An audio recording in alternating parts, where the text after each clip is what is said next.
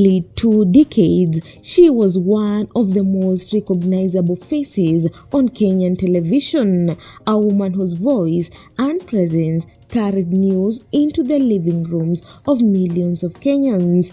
Kanze Dena, the former Citizen TV news anchor who went on to become former President Uhuru Kenyatta's State House spokesperson. But after years in the limelight, Kanze vanished quietly from the screens and microphones that had defined her life. So what really happened to her after fame? Join me today as we take a look at her life after the spotlight dimmed. Welcome to TMN Media, and remember to subscribe. Now, in a rare and candid interview with Parents Magazine, Kanze revealed that stepping away from the spotlight was the beginning of rediscovery.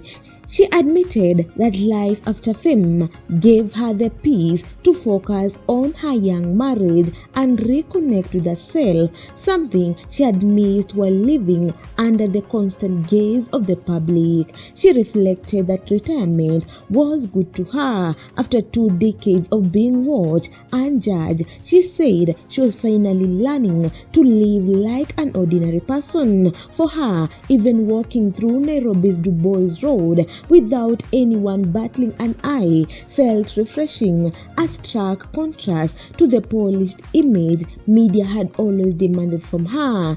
Kanze's journey had begun humbly at the Kenya Institute of Mass Communication. She dreamed of becoming a storyteller. Her first break came at KBC, where she did everything from assisting producers to reciting poems just to stay relevant. Fate smiled on her when she was asked to step in and read news on KBC Radio Taifa. The performance caught the attention of her bosses, and soon she was thrust in front of the camera as a Swahili TV news anchor. Her early days were far from easy. On her very first TV bulletin, she lost her voice on air, but through determination and presence, she redefined her craft and later became a household name, working at Citizen TV alongside big names in the industry. In 2017, Kanze's career took a historic turn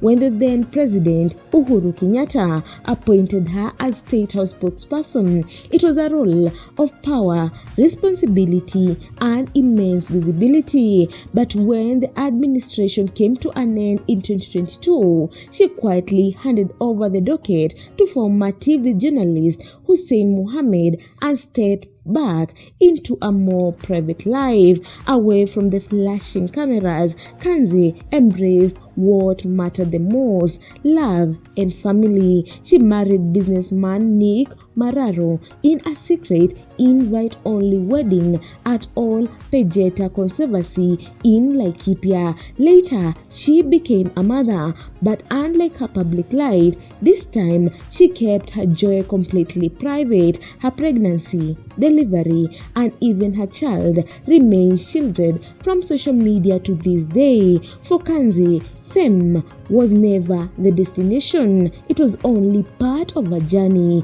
Today, she is a living proof that sometimes the greatest success is not being seen, but finding peace away from the noise. From a young girl fighting for space at KBC to becoming one of the most powerful voices in State House, her story remains one of resilience, grace, and reinvention. That is what happened to Kanze Dena after fame, a woman who traded the spotlight for love, family, and peace.